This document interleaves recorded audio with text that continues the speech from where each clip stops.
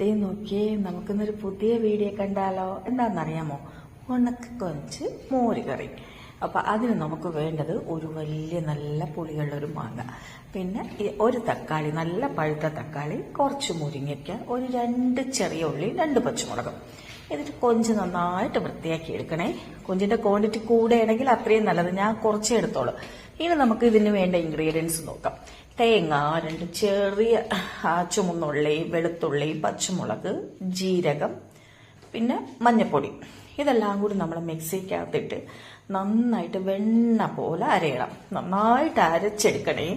ഇനി നമുക്കൊരു ചട്ടി അടുപ്പത്ത് വെച്ച് നന്നായിട്ട് ചൂടാവുമ്പോഴത്തേക്ക് അതിനകത്തോട്ട് ഈ കൊഞ്ചിട്ടൊന്ന് വറുത്തെടുക്കാം. ഒന്ന് നന്നായിട്ടൊന്ന് വറുത്ത് വരട്ടെ, ഫ്രൈ ആവട്ടെ കേട്ടോ. ഇനി നമുക്കിത് നോക്കും.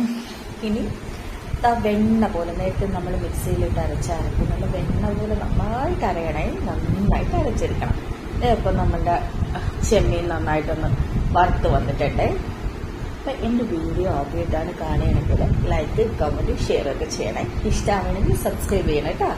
അവിടെ നോക്ക്, നമ്മൾ നേരത്തെ അരിഞ്ഞു വെച്ചിരിക്കുന്ന മുരിങ്ങക്കായ, മാങ്ങ, തക്കാളി, പിന്നെ 2 പീസ് ചെറിയ ഉള്ളി, 2 മുളക് ഇഷ്ടമനുസരിച്ചിട്ടോ, എരിവനുസരിച്ചിട്ടോ. ഇനി നമുക്ക് വെള്ളം ഒഴിക്കാം. വെള്ളവും കുറച്ച് മഞ്ഞൾപ്പൊടി, കുറച്ച് ഉപ്പും കൂടി ഇടാം. ഞാൻ ഈ ടിപ്പ് പറഞ്ഞുതരാം. ഈ വെള്ളം ഒഴിക്കുന്നതിന് പകരം തേങ്ങാപ്പാൽ ഒഴിച്ചു കഴിഞ്ഞാൽ നല്ല ടേസ്റ്റ് ആയിരിക്കും. എനിക്ക് തേങ്ങാപ്പാൽ ഞാൻ ഒരാളേ ഉള്ളൂ. അപ്പൊ എല്ലാം കൂടി കൊളസ്ട്രോൾ വരുമെന്നുള്ളൊരു പേടിയാണെന്നുള്ളത് ഞാൻ തേങ്ങാപ്പാൽ അവോയ്ഡ് ചെയ്യുന്നത്. അപ്പൊ നിങ്ങൾക്ക് കൊളസ്ട്രോൾ ഒന്നും ഇല്ലെങ്കിലും വെള്ളത്തിന് പകരം തേങ്ങാപ്പാൽ ഒഴിക്കുക. ഇനി നമുക്ക് കടുക് വറുക്കാനുള്ള സാധനങ്ങൾ ഞാൻ അരിഞ്ഞു വെച്ചിട്ടുണ്ട്.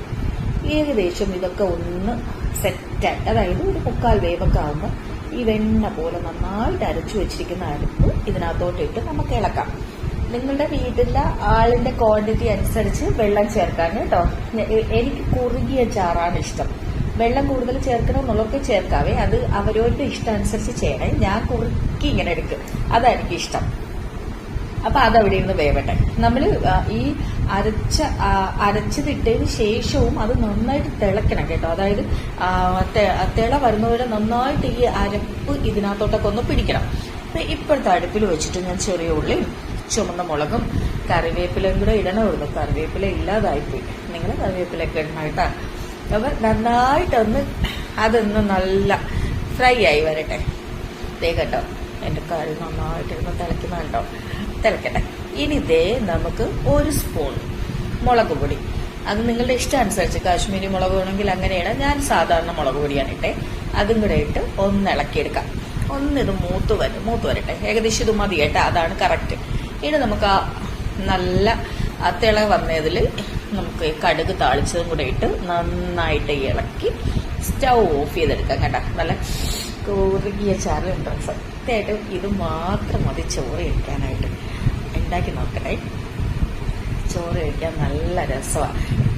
മറ്റ് ചെമ്മീൻ്റെ ക്വാണ്ടിറ്റി കൂടുതലാണെന്നുണ്ടെങ്കിൽ അതിലും ടേസ്റ്റ് ആട്ടോ.